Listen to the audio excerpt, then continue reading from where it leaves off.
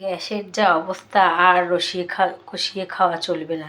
এবার যত শর্টকাটে পারো খেতে হবে, কারণ যতদিন না গ্যাসের ক্রাইসিস মিটছে। তার জন্য আমি আজকে খুবই সহজে মাংস রান্না করবো। মাংসটাকে ধুয়ে নিয়েছি, আর এর মধ্যে আদা, রসুন, পেঁয়াজ, জিরে, লঙ্কা সব একসঙ্গে ভালো করে বেটে নিয়েছি। টমেটো সব দিয়ে এবার এর মধ্যে 1 চামচ নুন দেব, হলুদ দেব, আর দেব সঙ্গে তেল দিয়ে ভালো করে মাংসটাকে মেখে নেব।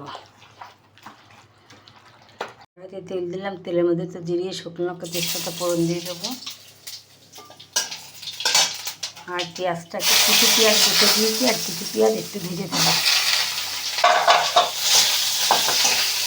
গ্যাসের দাম যতই বাড়ুক, খাওয়া কোনোদিনও বন্ধ থাকবে না, কারণ খেতেই হবে, সে ভালোই হোক আর মন্দ হোক।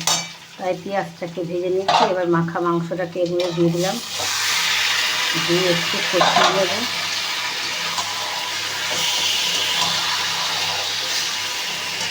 মাংসটা কষানো হয়ে গেছে, এবার প্রেসার কুকারে দিয়ে দিলাম।